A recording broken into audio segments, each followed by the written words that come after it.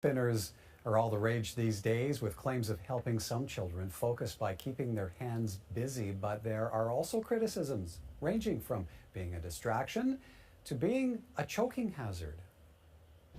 Our concern about the spinner toys is that they seem to be falling apart. Young children have had incidents where they've had to have surgery to remove them. Okay, Donna, what do you think about this warning about them being actually dangerous? Absolutely. Well, children under 6, they tend to put everything in their mouth. And I've just come back from Europe where they're warning against these counterfeit spinners, so you can get these cheap knockoffs that fall apart, and very dangerous for children under the age of 6. Beyond the fact that, again, you know, you've got something that can be thrown at another child, is small enough to go into an eye or whatever. So really, I mean, we're looking at something that you know, needs to have some limits around it, needs to have some firm rules. And of course, there is really no benefit, no research that shows there's absolutely any benefit from this. I couldn't find any research at all. Okay, well, and Judy, in your opinion, do children need fidget spinners? Well, I think a lot of kids are definitely kinesthetic learners. Some adults are too, where we actually need to move to process information. But as far as a spinner, I don't think they need it. I think we need to look more, not just fix the child, but fix the environment, make their learning environment more interactive, get them outside, get them moving. Pretty well anything in elementary school, they can learn interactively and not so much sitting at a desk and using fidgets. Diana, are they allowed in your classrooms? Yes, they are. And just like any other object that children bring into the classroom, they're expected to use them for their own purposes, but not as a distraction for other kids, and certainly not as a means to hurting other students. In a way, they're not much different than worry beads or sitting on a bouncy ball. Is there any research at all, Donna? Actually, none. Or are they that new that?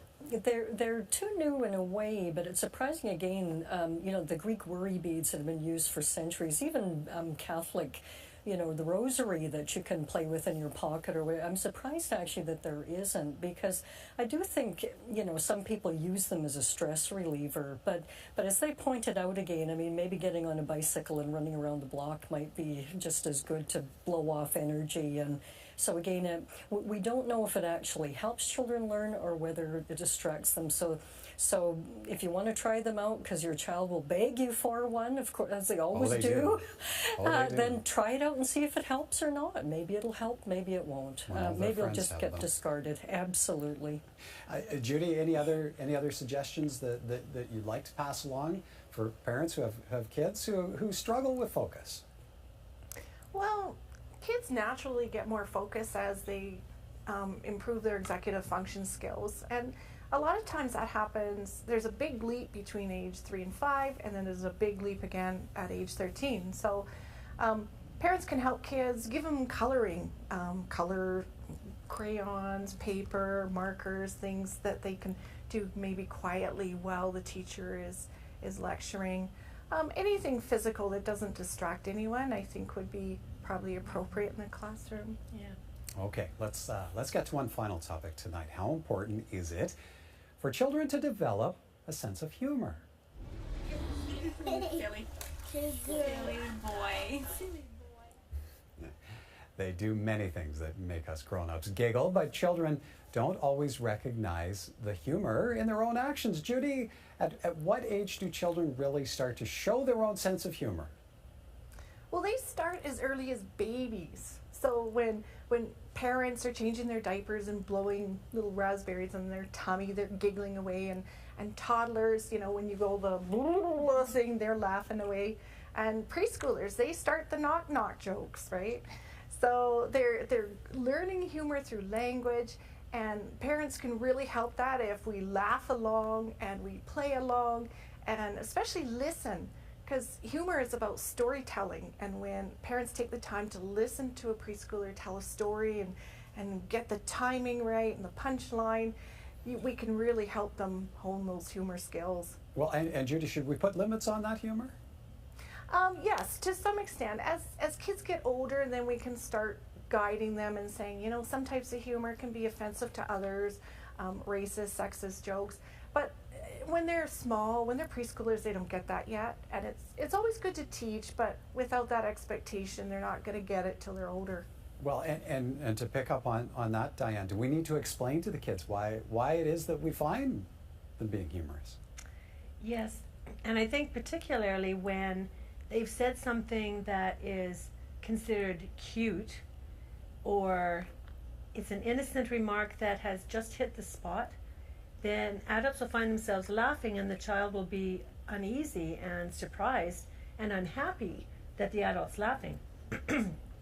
So in these conditions, the parent really needs to tell the child, oh, I thought of it this way and you thought of it that way, and it was so refreshing for me to hear it seen in a different light, because it's important that the parent tells the child that they're not laughing at them, but that they saw something different and humorous in what they said. It's good for development, Donna. So what does research say? Well, there's exactly what's been said, that actually children develop humor skills very early, particularly if it's modeled and encouraged, and especially appropriate types of humor, that, you know, not hurtful humor or practical jokes where people can physically be hurt.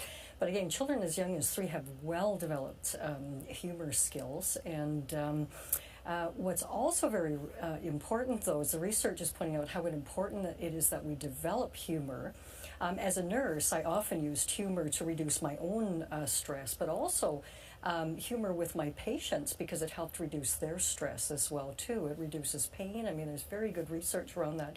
And believe it or not as well, too, even in the day, how important it is that you, boys in particular, develop good humor, because that attracts teenage girls and women. And believe it or not, very good research on that. That in fact, a humorous man, you believe, is a smarter man, a witty man with warmth, and someone who would be a good mate.